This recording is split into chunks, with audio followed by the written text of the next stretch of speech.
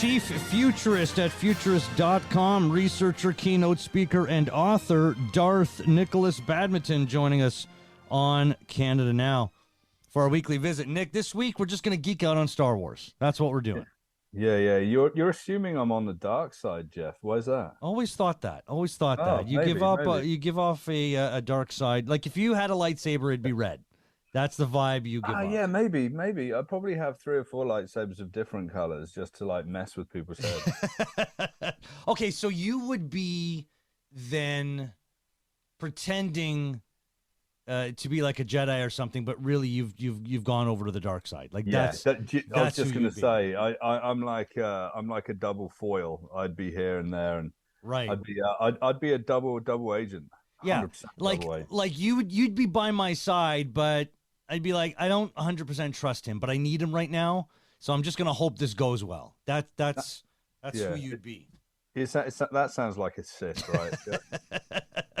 Like something's happening. So Yeah. the series Andor, a prequel to the Star Wars spin-off film Rogue One, is coming to Disney Plus on September 21st. That's next week, with a 3-episode premiere. Yeah. I'm super excited about it. First off, like about the series, in what you've seen so far, like with trailers, what have you. What have you thought so far? Well, we saw Cassian Andor in Rogue One, right? As a Yeah. major character in that, and awesome. He was so good. I've watched all the trailers. I find it super interesting. I think that they're trying to bring some real edge and grit to the Star Wars universe. I mean, the original trilogy, and then the prequels, and then the films that came after the original trilogy as well. They're very cutesy in a way, right? And sort of old Republic style sort of wizardry and cutesiness for the kids, right? Mm-hmm. I think like some people are saying that Andor is going to be a little bit more like a spy thriller, so I'm kind of excited about that. Yeah, I like the grittiness of it. But we'll get to what works when it works for Star Wars. But first, you mentioned Rogue One, obviously, with Andor and with Yeah. Cassian being from that film. Some other characters as well that we'll get into from Rogue One. Well, one specifically. But where does Rogue One land for you in ranking all-time favorite Star Wars movies? Favorite Star Wars film of all time, Jeff.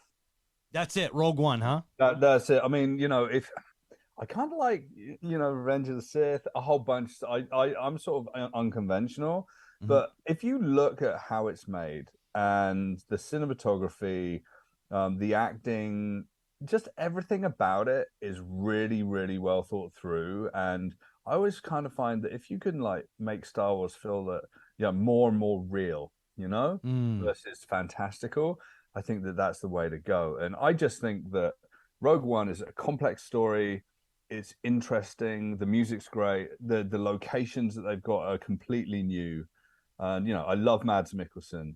So like any film with him in is really great. And Cassian Andor, Jyn Erso, Saw Gerrera. I love it. I love it, man. Yeah. It's great. It's a film about oppression and That's right. rising up in defending yourself against oppression, and that's what I love about that film is that you don't necessarily have to be a Star Wars fan to dig that film. Like you could show that film as a one-off, Yeah. and maybe leading in saying, okay, here's what happens in Star Wars. They're building a Death Star, and eventually they're going to destroy it. And this is the lead up movie to telling that story. If Yeah. you go in, not knowing Star Wars, but knowing that, I think you're going to love the film. I personally enjoy and this is a spoiler. So if you've never seen Rogue One, switch off. The end of the film, Darth Vader absolutely loses his mind. Yes. Carnage, like carnage, not and we saw a little bit of this in Kenobi, but like real brutal carnage. And if you watch the end, and I think maybe because obviously I saw the original Star Wars film when I was 4, Yeah. which maybe is a little young now to think about it. But like, if you watch the end of Rogue One and then you see directly into the beginning of A New Hope, is pretty fantastic. Yeah.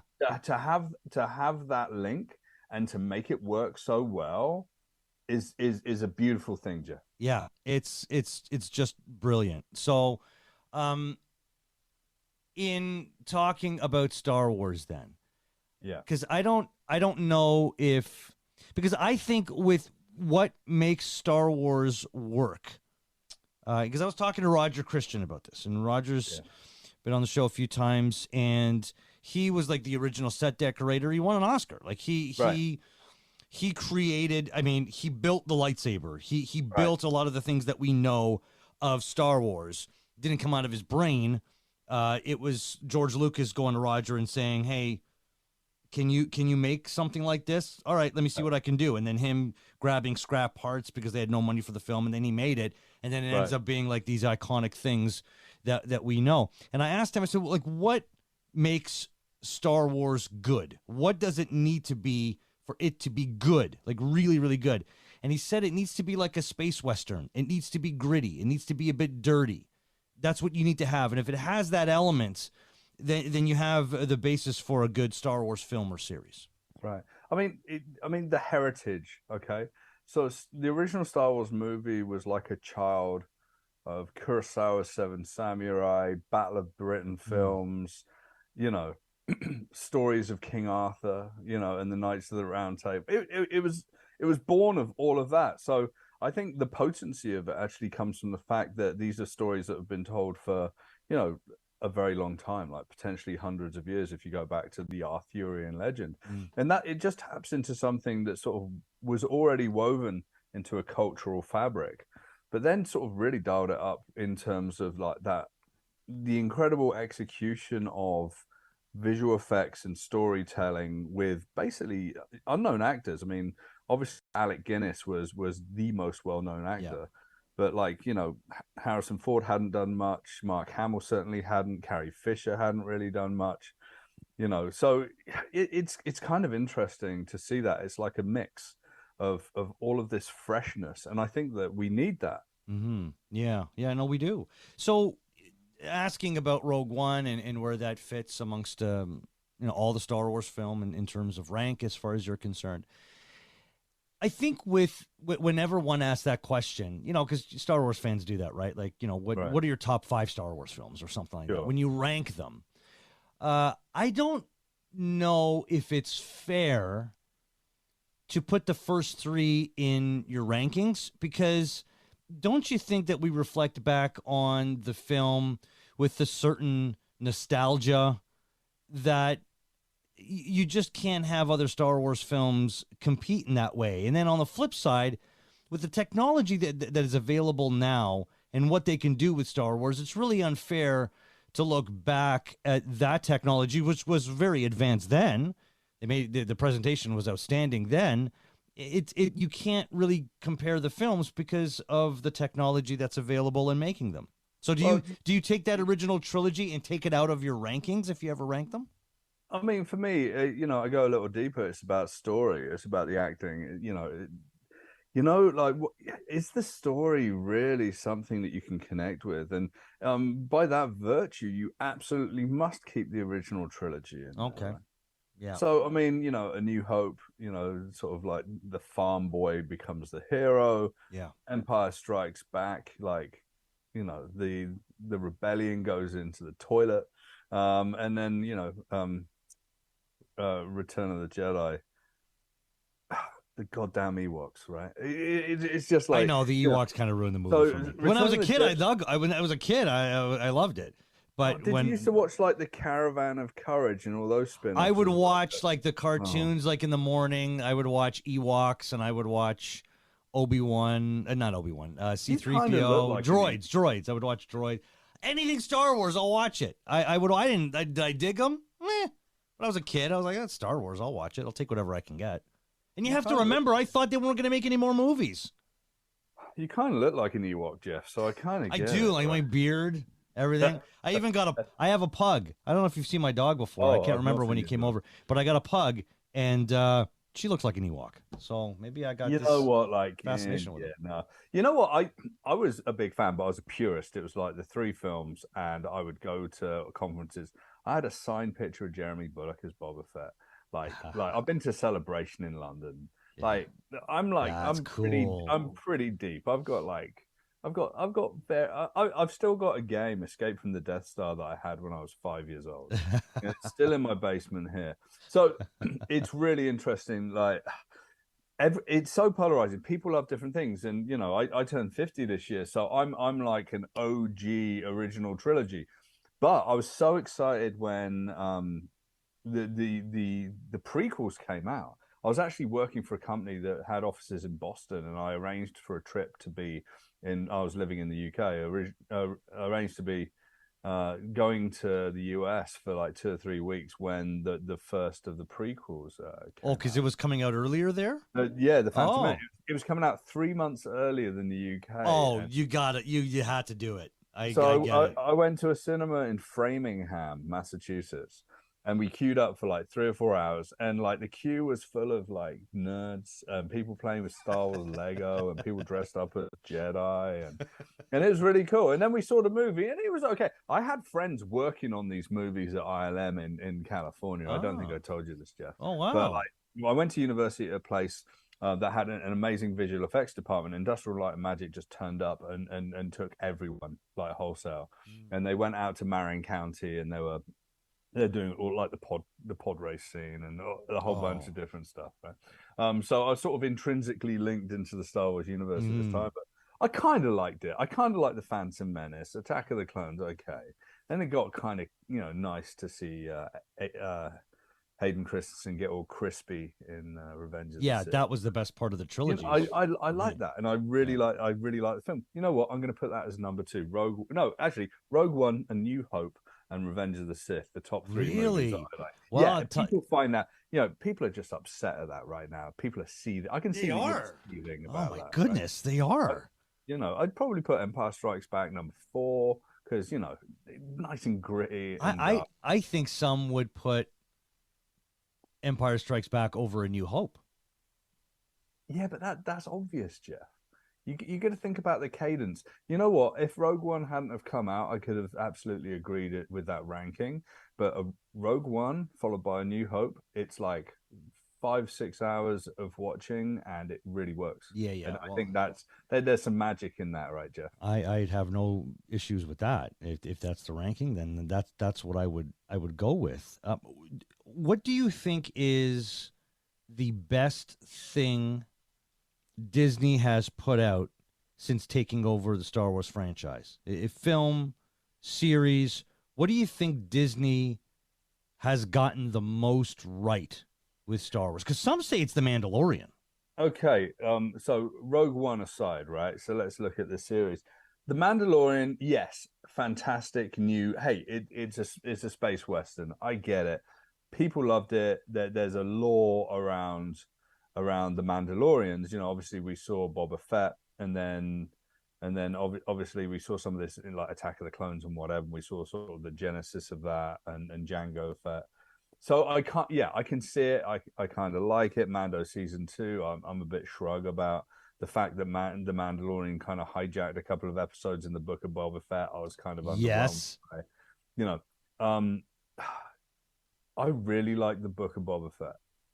Aside Again, aside from the Mandalorian's appearance in it, because yeah. I was I don't think we needed the Mandalorian's appearance in it. I think that was just like, oh god, if we don't include this, and it's like feels like a rating bump sort of a strategy, right? yeah, I feel like I was enjoying Boba Fett all right.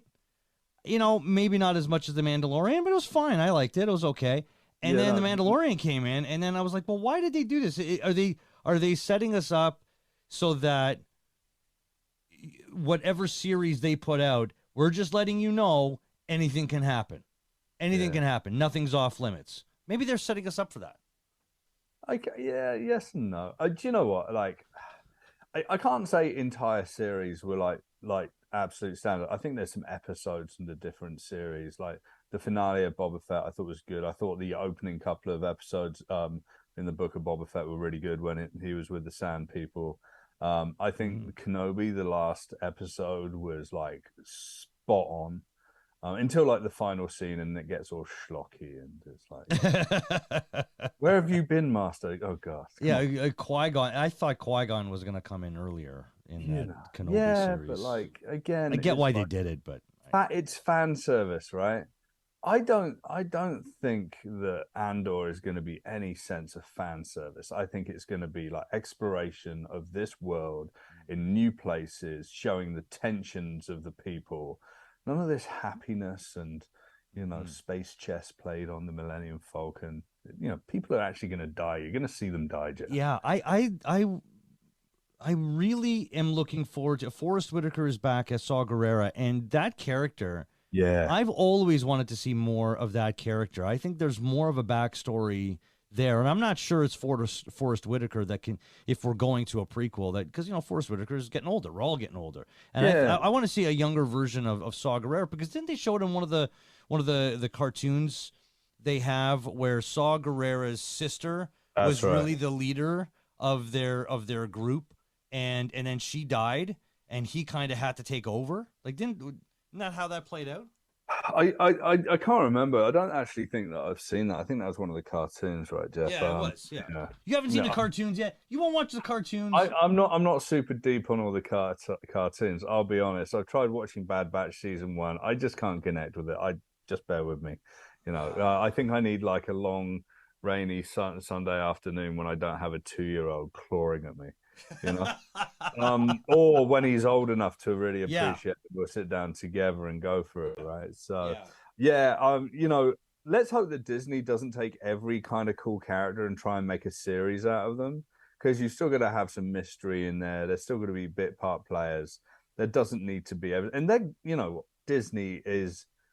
I was reading earlier about all of the different series that are coming up, Jeff, and Disney really is milking that Star Wars cow, Sure. like milking it. Let me list it off for you, Jeff. Yeah. Right. Yeah. So obviously we've got Andor, cool. Yeah. Mandalorian season 3, Ahsoka season 1, Uh-huh. The Acolyte season 1, Book of Boba Fett maybe season 2. I think is coming out. Kenobi season 2, Bad Batch season. Wait a minute. 2. Kenobi season 2, that's happening? Maybe. No. I'll They put a haven't said maybe it's behind that. Yeah. You and McGregor would want to do it, but they should just So- leave that alone. Okay, Kenobi's going to pop up somewhere. Trust me. Well, he right? could pop up, but This is the universe to stuff. do But another series. I would put money on Kenobi season 2 anyway. Bad Batch season 2. Okay, Rangers of the New Republic season 1, which is a story about X-wing fighter crews. Skeleton Crew, which is an animated feature that's got Jude Law in it. It's about young kids. Yeah. Lando. They're going to do a series about Lando. They've got something else, a droid story, which is an animated feature. I mean, literally, more and more and more. It's like, okay, Tales of the Jedi. That's another one that's coming out Tales of October the Jedi, 26th. yeah. So it's really interesting, right? There's a Star Wars universe, and when Star Wars came out, I used to read the Star Wars comics. I've still got them in my basement here. I've got Star Wars sticker albums and everything. Yeah. And it was like, Darth Vader wearing a Santa Claus hat in the 70s on the front of like Star Wars magazine. Right? So the wider universe, the fiction, it's incredible. The amount of effort that's gone into really working out what's canon in the universe and what isn't, and sort of the whole range of stories and characters that go beyond the films and anything that you can see visually. I think from moving a movie or a series, I mean visually, but it's really fascinating what is being created in this like wider universe. And so I think that Disney does have the right to tap into that, as long as it keeps coming up with fresh new people to direct it in new ways that are edgy, that aren't afraid to make chances, that aren't overhyped. And I think they need to like give some breathing room to some of the series that they've created that are amazing, like the Mando, versus them pump it out year by year by year. Can you imagine like season 32 of the Mandalorian? It's so. I mean, there needs to be an end, right? Yeah. Do you think that Disney is going about it the right way with putting out series versus feature films? Because Solo comes out, it doesn't do as well as they expected, and that's not a bad film, but they didn't do as well as was expected, and they went, oh geez, I don't think there's an appetite for films now. We better like shut her down. So like Kenobi, that might have been a film. They turned it into a series instead. Do you think they're going about it the right way? Do you know what's interesting? And so pandemic hits, Disney Plus rocks out. they hit their like their 5 year sort of 5 year numbers in like 2 years. Mm-hmm. I did a talk to a bunch of lawyers in the Canadian film and television industry at a resort in Tremblant, about 5 years ago. And I just put a picture of Mickey Mouse on the screen. I said, we haven't seen streaming until we see Disney. And it's true. Disney Plus is coming in, and it's coming in hot, and it's doing a really good job. Up here in Canada, they've got, okay, and maybe it was programmed just for me. Obviously, all the Star Wars films and series. They've got all of the Omen films, which is like a favorite of mine. Mm-hmm. They've got all of the Planet of the Apes films, Yeah, which is like essential science fiction. Really separates, like, sort of the people that really appreciate science fiction from people that just want, a happy, smiley VFX ride, right? Yeah. And so they've got this. So they're gonna throw more and more of this on, because this is the missing part of the puzzle, is guys like us sitting down and watching Disney Plus. If Star Wars wasn't on Disney Plus, I wouldn't have it. You probably wouldn't have it. Yeah, that's right. People like us probably wouldn't have it, right? Mm-hmm. So it's like the kids have got their Disney films, the fathers and mothers have got their Star Wars films, and they've got good science fiction and good other series. You got a lot of stuff. Yeah, it's like, it's like the death of Netflix. Well, it's as far as streaming services is concerned, like, it's top of the list for me. Like, Netflix, it's fine, but I mean, Disney, as far as like going back and finding a lot of stuff and all the new stuff they're putting out with Star Wars, like, for me, that would be more of my go-to. And I have some others, right. I got Paramount Plus. Right. I got that, and when you look at that and then you compare it to Disney, it's like there's no comparison. I mean, Disney Right. blows it out of the water in terms of content, just how much stuff there is. Yeah, but then you got like HBO and like these big series that you want to watch. I think Amazon's done something really interesting. They've got lots of like old school movies there, and I spend a lot of time on Amazon Prime. Amazon Prime's got the best music documentaries, just like hundreds of music documentaries, and it just like, it's sort of Amazon Prime's like a cross between YouTube and Netflix, right? Yeah. But like Disney Plus is just in the corner, like staring at the rest of them, and just like pulling another Star Wars film out of its pocket. Yeah, no kidding. So we mentioned Saw Gerrera and how I'd like to see more of a backstory there. Is there another Star Wars character that you wish we could see more of?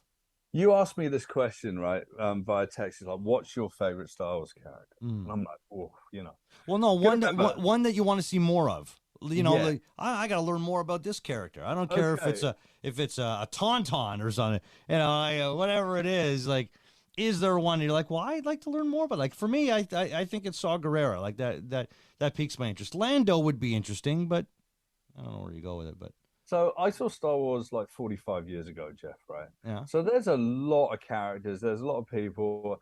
You know what? Do I sit down at the films and do I have like deep pathos for particular characters, empathy, that connection? And it's like, oh, I want that character to do better. I haven't really, but I kind of like these sort of the characters in the background. So Attack of the Clones, when like when Ewan McGregor, Kenobi sits down. What is it, Dax?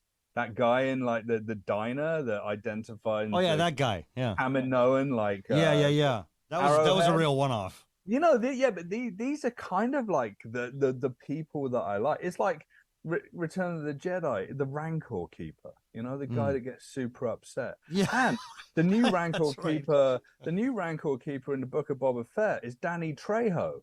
So like, these are the people, but like, I've got a new top of the line, right? So now you want to see those kinds of characters more. No, I don't need to see. You just like this them. is the All thing. Right. Yeah. I don't need to see entire films of these people. Yeah. I just think that they're essential and part of this. Yeah. But I think a character that has filled me and many people that watch Star Wars full of joy, just because of pivotal role that he plays and how he can literally pop up in any part of the Star Wars universe, is Babu Frick. Yeah. Oh, I love Babu. I love him. Right. He's great. And okay. You don't know how old he is, right? So So Babu Frick maintains a workshop where he worked as a droidsmith amongst the spice runners, Kijimi, right? Yeah. So Kijimi is obviously in I think the final one of the he basically decodes the Sith language that's in the stupid C3PO's head. I'm going to put C3PO as my least favorite character. Yeah, I'm going to put R2D2 as my second least favorite. Yeah, I don't really dig them. No, just like let's get rid of them. But like like decodes this, really pivotal, turns up later in the cockpit of the Millennium Falcon with Lando, because obviously Babu Frick wants to be in the action. He's going to be everywhere, right? Yeah. You know, behind him, I'd put like Chewbacca. Just, you know, what he's like 200 years old, right? And like, why did he hang out with Han Solo? He literally had nothing better to do. Yeah, and he kind of knew that Han Solo was decent, and like his home planet of Kashyyyk was absolutely screwed. So there's not really that many Wookiees out in the universe, right? Yeah. So he's just there. You know, I kind of think he was done dirty when the Porgs sort of made him like feel sorry about eating the Porgs. I wish that was a good moment. That was you that know was what? pretty funny. I kind of wish that Chewbacca would have taken all the Porgs and made a big. Well, I think they were trying to sell merchandise kind of the same way with Ewoks. With Babu Frick merchandise. I want T-shirts. I want hats. Yeah, Babu. I might even get a Babu Frick tattoo. I'm surprised Babu Frick didn't become a bigger character. Maybe it's because of the film he was in. That was the final Skywalker saga film, right? Exactly. Who's your favorite character, Jeff? Favorite character of all time? Don't say an Ewok, because I know where No.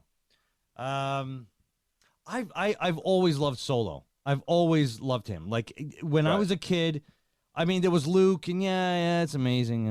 Okay, great story. But Solo just had this gruffness to him, this edge, and I just thought he was the coolest guy walking. Everything about him, like the blaster hanging off to the side, you know, the vest, just everything about him, his sense of humor. And then, you know, of course, how he comes in and helps Luke out, you know, at the end of New Hope. Just comes out of nowhere, and you're like, what? I thought he was gone. He's always been, like, my favorite character. I just dig him so much. I dig it, yeah. Yeah, I do have to say, Solo is up there, right? Really, really solid. Let's not talk about the Solo movie. It was fine. It was fine. Everybody craps all over that movie. It was fine. Yeah. It was a solid 5 or 6 out of 10. Yeah, it was fine. Was it the greatest? No, but it was good. I remember I watched it for the first time. My wife didn't come with me to see that movie, and then when we had it, I said, "Oh, you haven't seen it? Let's watch Solo." So we watched Solo, and she was like, "But it's not a good movie, right?" I said, "I think it's fine." And then when she watched it, she goes, "That was a good movie." I said, "That was a good movie." Was it the best Star Wars movie? No. Was it a good movie? Yeah. And then I went to my brother-in-law, her brother, and he's like a huge Star Wars fan as well. And I said, "What'd you think?" And he goes, "I don't even like the idea that they made the movie. I did not need to know the backstory of Han Solo. It was a waste of time. I don't know why they even bothered doing that." And I'm like, it's true. But is any of this necessary? It's just supposed to be fun. So let's not worry about what should be, what shouldn't be. Let's just, you know, it is what it is. It's fine. Star Wars is incredibly serious business for so many people. I guess so. We tried to find the contact details for Star Wars Theory, that the guy on YouTube that does a fantastic job of creating fan theories and films and analyzing. Really, like, he's based out in Vancouver. I think his name's Nantus or something like that, right? Yeah. Can't find his contact details because he's taken so much hell online from people that just don't like his theories and ideas. Star Wars, you know, science fiction as a genre, there's some serious people live their lives. The amount of people with Star Wars tattoos in the world, Jeff, is incredible. I mean, I've got countless Star Wars artifacts in my house. Yeah. I gave all my toys to my friend's kid, and I don't think that kid appreciates them that much. I got a bunch of Star Wars stuff up there on my shelf up there. Oh yeah, I got a bunch of stuff now. Next time you come over, that like a baby Yoda toy? Yeah, I got a couple of baby Yodas up there. Man. To be honest, my kids got a lot of that stuff, and they went, "Here, Dad." I'm like, "Okay." I kind of wish that I still had all that Star Wars stuff. If my buddies in California still got it, I'm gonna like Get him back up for it. back. You know what? You know how it is with kids. He might be like, "Yep, can you please take this back? I'm trying to get rid of stuff in my house." Yeah, his son's like 13 and never really paid attention to it anyway. Get it back. All right, good Star Wars talk. I have a feeling this is not going to be our last. We'll do this again sometime, certainly off air, but definitely on air as well at some point. Chief Futurist at futurist.com, researcher, keynote speaker, and author, Jabba Nikolas Badminton. Appreciate it, pal. May the force be with you, Jeff. See ya, Nick. There is Nick Badminton.